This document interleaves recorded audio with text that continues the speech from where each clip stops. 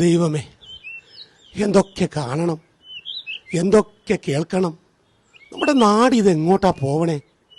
കഷ്ടം. തന്നെയും തൻ്റെ പ്രായമായ അമ്മയെയും കൊല്ലുമെന്നുള്ള ഭീതിയിൽ ഒരമ്മ തൻ്റെ മകനെ പിടിച്ച് പോലീസിൽ ഏൽപ്പിച്ചു. അയ്യോ, മക്കൾക്കൊക്കെ എന്നൊക്കെ ചെയ്യാൻ പറ്റോ? ഒരമ്മ തന്റെ മകനെ പോലീസിനെ കൊണ്ടൊക്കെ പിടിപ്പിക്കോ? അത് സത്യമാണ് അച്ഛാ? പിന്നല്ലാതെ ആ അമ്മ എന്ത് ചെയ്യണം മോളെ? ജീവന് ഭീഷണിയായി നാടിന് തന്നെ ശാപമായി തീരുന്ന അവനെ ആ അമ്മ എന്ത് ചെയ്യണം? അച്ഛാ, ആ അമ്മ ആ ചേട്ടന്റെ കുട്ടിക്കാലത്ത് എങ്ങനെയൊക്കെ നോക്കിയിട്ടുണ്ടാവും, നെഞ്ചില് കടത്തി ഉറക്കിയിട്ടുണ്ടാവൂലേ? അതൊക്കെ മക്കൾക്ക് മറക്കാൻ പറ്റുമോ അച്ഛാ? അതെന്താ അച്ഛാ അവരങ്ങനെയായത്? അതാണ് മോളെ ലഹരി. മക്കളെ, ലഹരി എന്നത് നല്ല വാക്കല്ലേ? എന്തൊക്കെ ലഹരിയാവണം നമ്മുടെ ജീവിതത്തിൽ? സ്നേഹമാവണം ലഹരി, അല്ലേ? നന്മയാവണം ലഹരി, കരുതലാവണം ലഹരി, നല്ല ജീവിതമാകണം ലഹരി.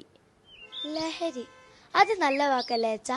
എൻ്റെ ടീച്ചർ പറഞ്ഞിട്ടുണ്ടായിരുന്നല്ലോ, സ്നേഹം ഒരു ലഹരിയാണെന്ന്, വായന ഒരു ലഹരിയാണെന്ന്, നല്ല ജീവിതം ഒരു ലഹരിയാണെന്ന്.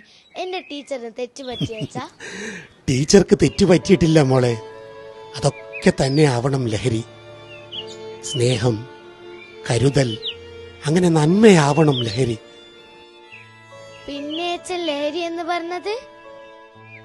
അത് ആ ലഹരിയല്ല മോളെ, രാസലഹരി.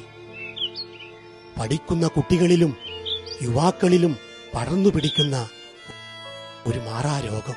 അയ്യോ, നമ്മൾ കുട്ടികളാണ് നാടിന്റെ വാഗ്ദാനം, നാടിന്റെ ഭാവി എന്നൊക്കെ എപ്പോഴും നമ്മളുടെ ടീച്ചർമാർ പറയാറുണ്ടല്ലോ.